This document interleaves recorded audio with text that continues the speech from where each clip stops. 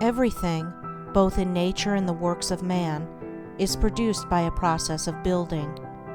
The rock is built up of atoms.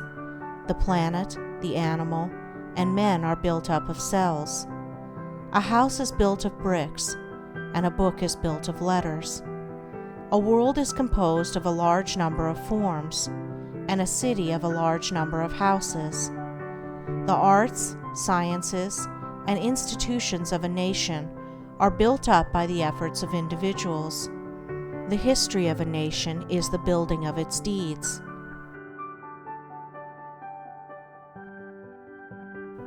The process of building necessitates the alternate process of breaking down. Old forms that have served their purpose are broken up, and the material of which they are composed enters into new combinations. There is reciprocal integration and disintegration.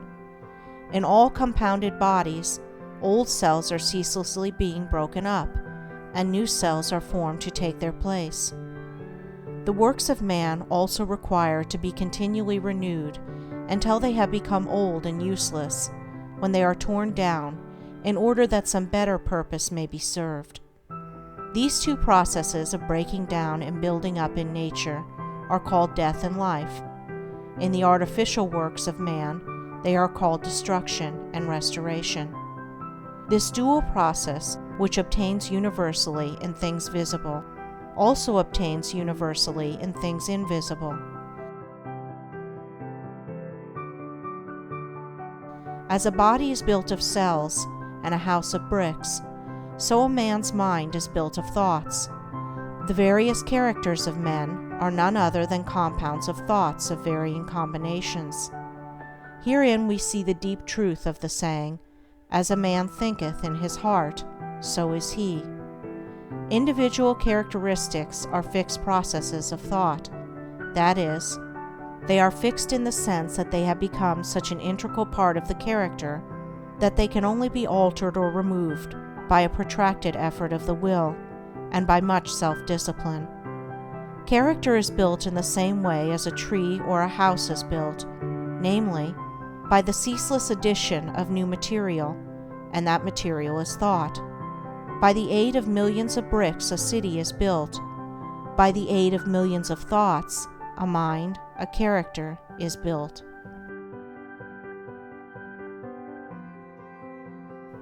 Every man is a mind builder, whether he recognizes it or not. Every man must perforce think, and every thought is another brick laid down in the edifice of mind. Such bricklaying is done loosely and carelessly by the vast number of people, the result being unstable and tottering characters that are ready to go down under the first little gust of trouble or temptation. Some also put into the building of their minds large numbers of impure thoughts. These are so many rotten bricks that crumble away as fast as they are put in, leaving always an unfinished and unsightly building, and one which can afford no comfort and no shelter for its possessor.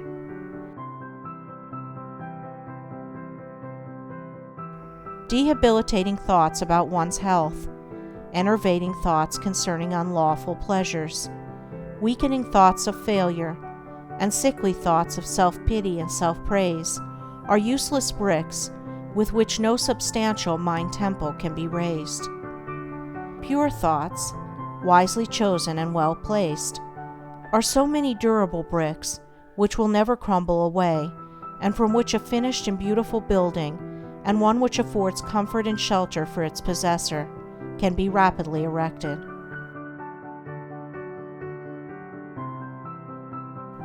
Bracing thoughts of strength, of confidence, of duty, inspiring thoughts of a large, free, unfettered, and unselfish life, are useful bricks with which a substantial mind temple can be raised, and the building of such a temple necessitates that old and useless habits of thought be broken down and destroyed. Build thee more stately mansions, O my soul, as the swift seasons roll. Each man is the builder of himself. If he is the occupant of a jerry-built hovel of a mind that lets in the rains of many troubles, and through which blow the keen winds of oft reoccurring disappointments, let him get to work to build a more noble mansion, which will afford him better protection against those mental elements. Trying to weakly shift the responsibility for his jerry-building onto the devil, or his forefathers, or anything or anybody but himself, will neither add to his comfort nor help him to build a better habitation. When he wakes up to a sense of his responsibility and the approximate estimate of his power, then he will commence to build like a true workman, and will produce a symmetrical and finished character that will endure and be cherished by posterity, and which, while affording a never-failing protection for himself, will continue to give shelter to many a struggling one when he has passed away.